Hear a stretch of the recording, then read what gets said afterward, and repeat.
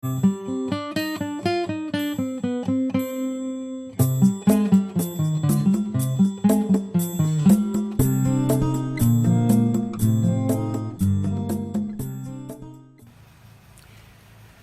hello everyone, this is Survive Sister. I've been out in my yard and I have several loblolly pine trees that grow there, and I wanted to share with you some information that about this tree that I thought you all might like to use to educate yourself a little bit. These right here are the pine nuts, and they came from these, which in turn came from this one right here.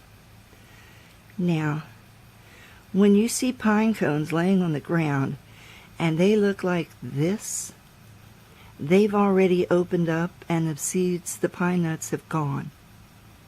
You can see there's nothing down inside there. When you see something like this that has broken off from the tree and these are green, well,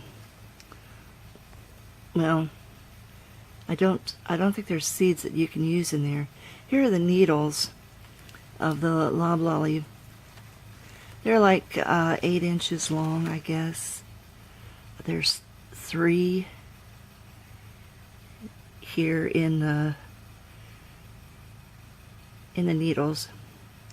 They come in groups of 3s, I mean. So that's a little bit of information for you. These are not to be mistaken for the long needled pine tree that also grows here in South Carolina. Those are like 15 inches long. These are probably up to 10, 11 inches maybe. But anyway, this is just some information for you that will help you to understand that this is where you get your pine nuts from. And this is the product of them.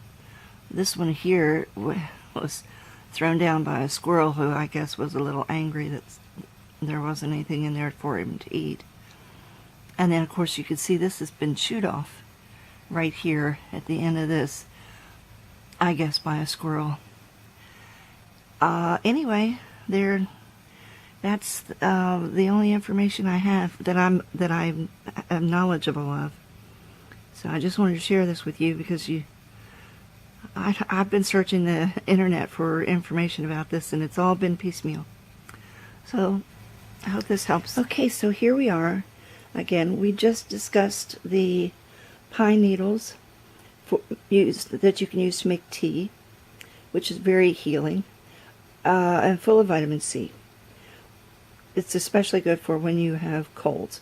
The thing is, though, is if you're women and you're childbearing years and you might be pregnant or would want to get pregnant, you might want to take it easy on the pine needle tea of this particular loblolly pine.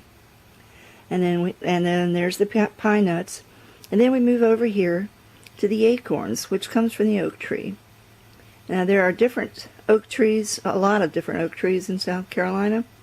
So what you want to do is just find whatever is in your area and use those. Now I will link to other videos that are on YouTube where you can learn how to do this. I have not processed any of these things. I have not made pine needle tea, and I have not made the anything with acorns. However, that is what I'm going to be doing. So I just wanted to get this video started. So as it's part of my process of learning how to survive in the wilderness, and I'll be back with you in just a minute. Okay. I have another process that I am learning in my desire to learn how to survive, and that is sprouting. Now these are a mixture of beans. It's a protein mix which I got online, and this is like day 3 of this little adventure. There are mung beans, garbanzo beans, and another one. Anyway, this is how it's doing on day 3. Now the thing about this is if you're going to, excuse me, if you need to go somewhere in a hurry and you don't have a lot of room, carry a bag of dried beans with you, the largest one you can, because you can sprout them and there's your food. You can go 3 weeks without food. So this is a 3-day growth. You can let it grow for, I'm going to let this grow for another 3 or 4 days, and then you'll have some lovely sprouts and you'll survive. It's the water that you need to have. Now here's something else I'm working on. This is clover. This is called microgreens. And I'm just growing this in a, I know it's not the best thing to do, but hey, I'm growing them in a cake pan that you get at the store, and it has a covered lid. I'm trying to move this out. There we go. It has a covered lid, which acts as a very nice, gives it a nice greenhouse effect. And I'm growing it in the shade, although I do have some sunlight coming in because I do want it to turn green. But this is red clover, and red clover is extremely important to our health, and it will actually, it's one of the best cure-alls there is out there. So I plan on harvesting this, I would say in another week, maybe less, 3 or 4 days. This is a 2-day growth. Well, no, today would be the 3rd day. Anyway, I'm quite happy with how it looks so far, and very excited to get to harvest this. Toss it in my blender for with some other items for a nice smoothie, and get all the vitamins and nutrients that I will ever need, and maybe get rid of this heart failure that I have. So that's what I'm working on.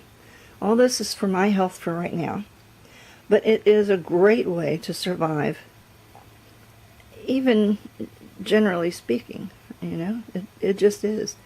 And there's those little pine nuts. Okay, I'll catch you later. Now what I have growing here is flaxseed, and I don't know, I think I probably should have done this in a more like a sprouting session instead of a microgreens, but we'll see what happens. I'm going to sprout some too. Anyway, they're not doing as quickly as the red clover, but who knows, maybe they're doing quite well as themselves. Anyway, this is the red flax, the flax, and then I have the red clover, and then of course I have the beans. I am sprouting some beans. Let me move over here to where I'm sprouting some beans. I wanted to see what would happen. If I was doing micro greens. So here's the same beans I'm sprouting, but I'm growing them and in dirt. So I just wanted to test this out and see how that would work. And they're looking quite lovely. So I'm happy with them. I don't know how they're going to taste, but we'll find out soon. Alright, that's it for me. Catch y'all later.